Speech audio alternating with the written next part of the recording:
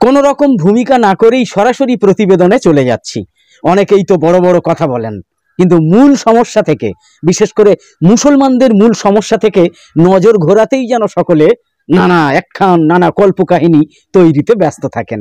যদিও প্রাতিষ্ঠানিক কিছু মিডিয়া নামকা ওয়াস্তে, একেবারেই নামকা ওয়াস্তে মাঝে মাঝে মুসলমানদের সমস্যা নিয়েও কিছু আলোচনা করে, তেমনি একটা আলোচনাকে উপজীব্য করে আজকে আমরা আমাদের বিশেষ প্রতিবেদনের বিষয়টাকে আমরা নিয়েছি।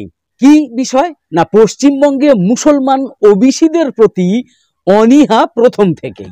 দৈনিক আনন্দবাজার পত্রিকায় লিখেছেন আব্দুল মাতিন, যাদবপুর বিশ্ববিদ্যালয়ের আন্তর্জাতিক সম্পর্ক বিভাগের অধ্যাপক আব্দুল মাতিন লিখেছেন, 1947-এর পর ভারতে অনগ্রসর সম্প্রদায় বা আদার ব্যাকওয়ার্ড ক্লাসেস বা কাস্ট সম্পর্কে সামাজিক মনোভাব কেমন ছিল, এই নিয়ে বিস্তারিত আলোকপাত করে প্রথম ব্যাকওয়ার্ড ক্লাসেস কমিশন, যেটা কাকা কালেলকার কমিশন নামে পরিচিত, 1955 সালে এই কমিশন ভারত সরকারকে তার রিপোর্ট পেশ করে।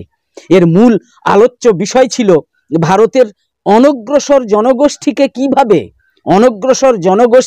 কিভাবে শনাক্ত করা হবে তার মানদণ্ড নির্ণয় করা এবং পাশাপাশি অনগ্রসর শ্রেণীর সামগ্রিক উন্নয়নের দিক নির্দেশ করা। প্রায় 2327টা জাতিগোষ্ঠী মানে কাস্টকে চিহ্নিত করা হয় এবং বিস্তারে তাদের আর্থসামাজিক উন্নয়ন ও সর্বক্ষেত্রে প্রতিনিধিত্ব সুনিশ্চিত করার জন্য সংরক্ষণ সহ একাধিক সুপারিশ দেয়। এমনকি 1961 সালের সেন্সাসে জাতিভিত্তিক জনগণনার কথাও প্রস্তাব দিয়েছিল এই কমিশন, যদিও ভারত সরকার এই কমিশনের করা সুপারিশ বাস্তবায়িত করেনি।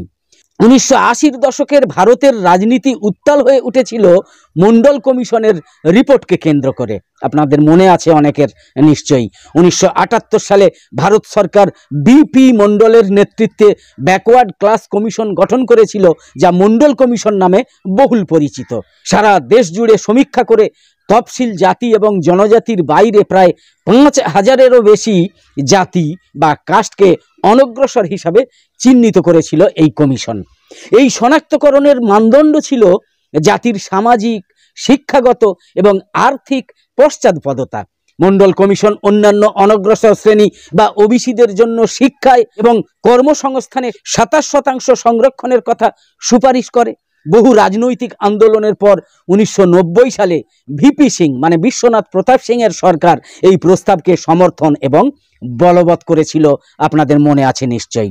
মন্ডল কমিশনের সুপারিশ মেনে ভারতের বহু রাজ্যে ওবিসি সংরক্ষণ চালু হয়, কিন্তু তৎকালীন পশ্চিমবঙ্গের বামফ্রন্ট সরকার মন্ডল কমিশনের রিপোর্টের পরিপ্রেক্ষিতে যে কমিটি গঠন করে, সেই কমিটি রাজ্য সরকারকে প্রস্তাব দেয় যে জাতি বা কাস্ট বাদ দিয়ে দারিদ্র এবং নিম্নমানের জীবনযাপনকেই একমাত্র ব্যাকওয়ার্ডনেসের মানদণ্ড হিসাবে গণ্য করা হোক। এছাড়া এই কমিটি সরকারি চাকরিতে সংরক্ষণের ব্যবস্থাকে সম্পূর্ণভাবে বিরোধিতা করে। তৎকালীন বামফ্রন্ট সরকারও এই কমিটির প্রস্তাবকে পরিপূর্ণভাবে সমর্থন দেয়। এর ফলে পশ্চিমবঙ্গের সিংহভাগ মানুষ অনগ্রসর হলেও এই রাজ্যে ওবিসি সংরক্ষণ ছিল না। ফলে পশ্চিমবঙ্গের বহুজন মুসলমান বা অনগ্রসর মুসলমান এবং হিন্দু উভয়েই শিক্ষা, কর্মসংস্থান থেকে কাঠামোগতভাবে বঞ্চিত ছিল। পশ্চিমবঙ্গের মুসলমান জনগোষ্ঠীর জনসংখ্যার হার 27%, যার মধ্যে আনুমানিক 80%-এর বেশি অনগ্রসর বা নিম্নবর্ণের মানুষ।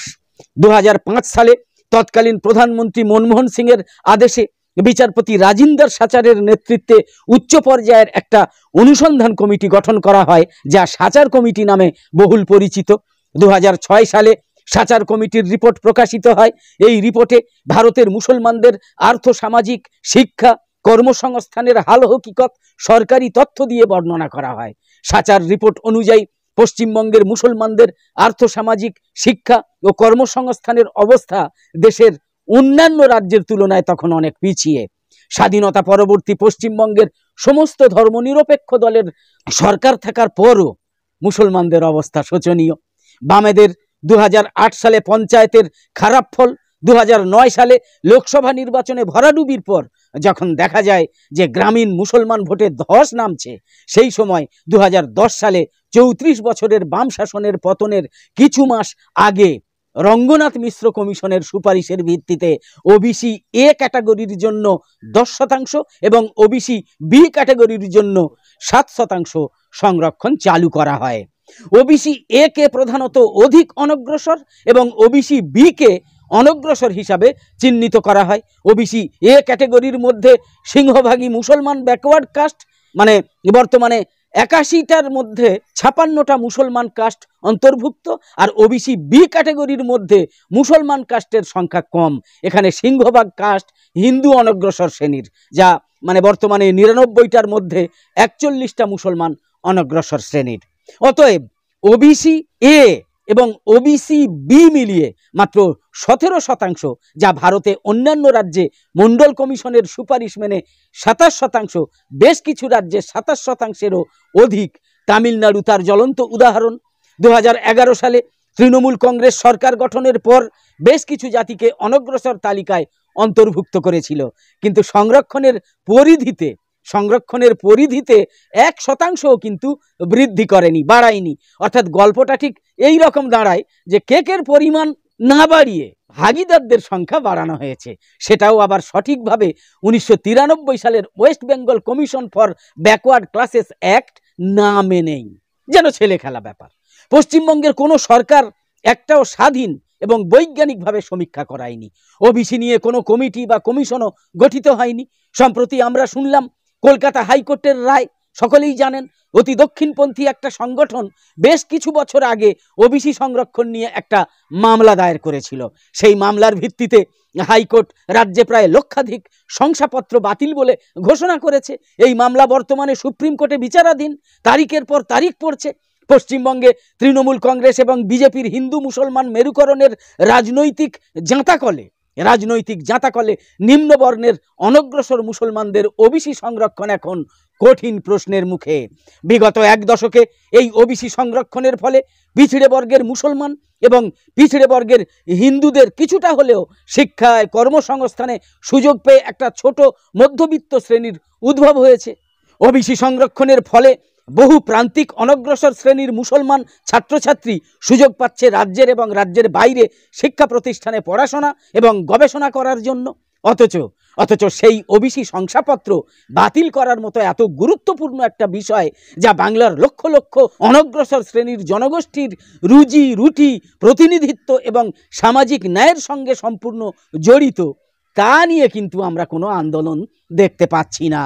সুপ্রিম কোর্টে রাজ্য সরকার বেশ কিছু আইনজীবীকে দাঁড় করালেও আসল কাজ অর্থাৎ নিয়ম মাফিক কোনো সার্ভে বা স্টাডি করানোর ব্যাপারে সম্পূর্ণ উদাসীন।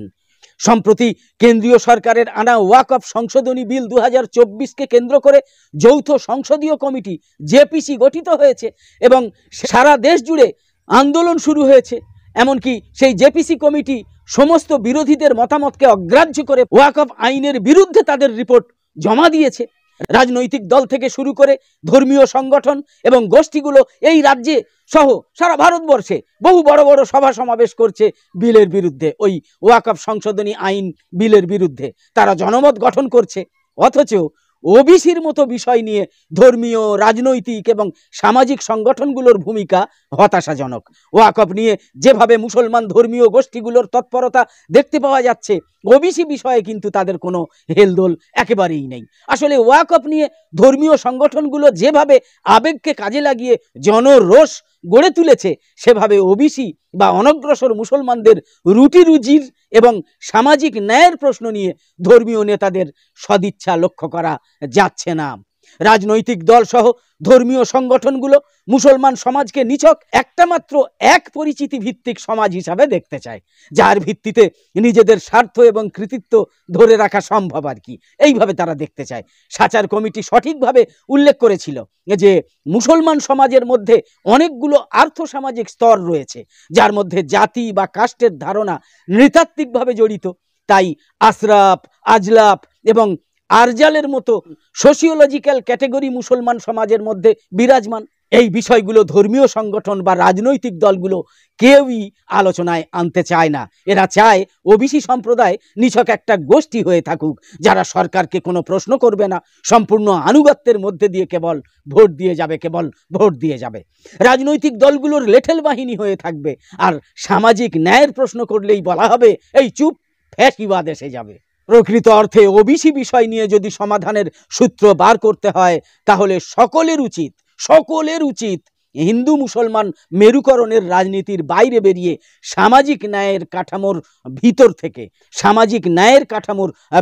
থেকে সমাধানের রাস্তা খুঁজে দেখা। লিখেছেন আব্দুল মাতিন, আন্তর্জাতিক সম্পর্ক বিভাগ, যাদবপুর বিশ্ববিদ্যালয়। একদম শেষে বলি, ব্যতিক্রমী খবরাখবর সহ সব ধরনের ভিডিও এবং লাইভ সম্প্রচার দেখার জন্য অবশ্যই নিউজ নির্ভীক আর জাকির হোসেন শেখ অফিসিয়াল চ্যানেলে, মানে ইউটিউব চ্যানেল আর ফেসবুক পেজের সঙ্গে থাকুন। তো আপাতত শেষ করছি, পরের পর্বে আবার দেখা হবে।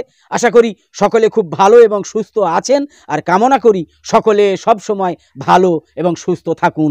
ধন্যবাদ।